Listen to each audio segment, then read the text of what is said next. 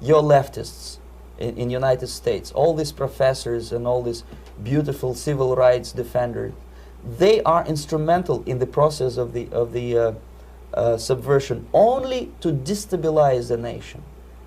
When their job is completed, they are not needed anymore. They know too much. Some of them, when they get disillusioned, when they see that Marxist-Leninists come to power, obviously they get offended. They think that they will come to power. That will never happen, of course. They will be lined up against the wall and shot.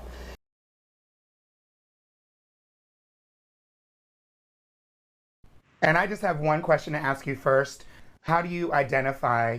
Okay, I identify as a communist, abolitionist, internationalist, anti-racist, anti-capitalist, feminist, Black, queer, activist, pro-working class, revolutionary, intellectual community builder.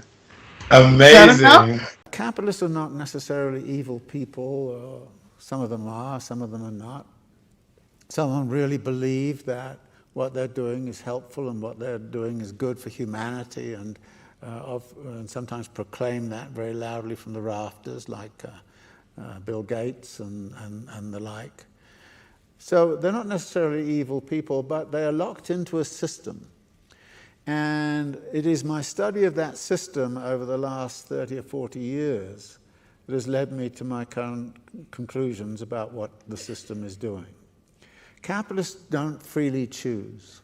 They've built a system which, in a sense, is running them. And they have to behave in a way that actually obeys what Marx called the laws of motion of this system, the laws of motion of capital. And those laws of motion are hard to understand in detail, but there is a fairly simple way to look at it. And it is that the capitalist system is based on the idea that you start the day with a certain amount of money. You use that money to buy labor and means of production. You take that labor and means of production and you use a technology and you put it into the production of a new commodity. The new commodity is then sold for money, and that money has to be more money than you started out with. That is, it has to be a profit, or what Marx called surplus value. That money is then distributed in various ways to various groups. Some of it goes to labor, some of it goes to industrialists, some of it goes to merchants, some of it goes to interest and all the rest of it. But then at the end of the day, also, the capitalists are faced with what they're going to do with the extra money that they've got. Now, if they were normal people like you and I, they would go and spend it and have a good time. Unfortunately, as Marx pointed out, this is their Faustian dilemma, because that is indeed what they want to do, but they can't do that because they're actually forced to reinvest, because they're in competition. And Marx talks often about the coercive laws of competition, the coercive laws that force you to do certain things whether you like it or not. And so the capitalist is forced then to take part of that extra money and then put it to making even more money. So that the system is about perpetual accumulation. And it cannot exist and continue to exist without that perpetual accumulation.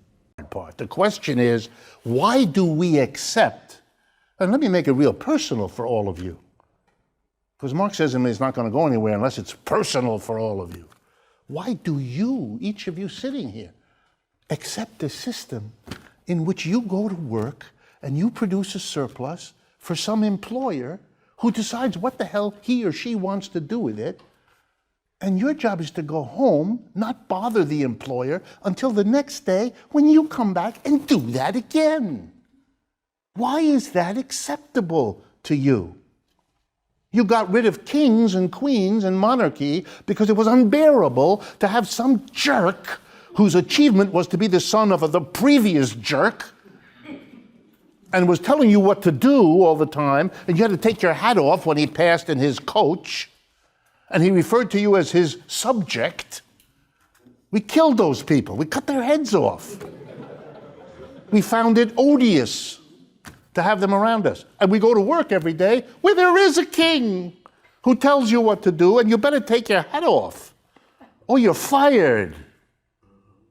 And then you can go and stand in line at an office downtown and hope they don't sneer at you while they give you a pittance for you to go and buy that cat food. You know, what is it? You know, why? I don't want you to ask me why I'm a Marxist. I want you to wonder why you aren't. How do we start a revolution? How do we start a revolution? Well, we go out and say, power to the people, you know. Thank you. Look, I mean, yeah, we have to be serious about it. A revolution that's going to be constructive, that'll lead things forward instead of going to some other kind of tyranny, can only take place when most of the population comes to understand that you can't achieve your goals through reform, that the system doesn't allow getting things that you really ought to have by using the methods within the system. And you take a look at again at history and you see how that's been considered. Like take Karl Marx, for example. He wanted to have he was looking forward to a communist revolution, but he argued that in the more free societies, he was thinking about England, it could come about by parliamentary means, because there were measures that could be used if the population really got organized. And to some extent that begins to happen here and there, but other bigger powers knock it down. So Allende's Chile, for example, was taking parliamentary steps towards, not revolution, but very significant change. And you know what happened? We instituted a vicious dictatorship, and same in Guatemala, same elsewhere.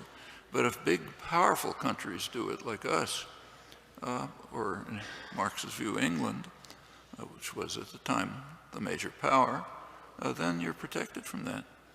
And in that case, if these means really do fail, and if the resistance is too great, the violence of those who want to protect their rights is too strong, then you can move into talking about revolution, but really not before that.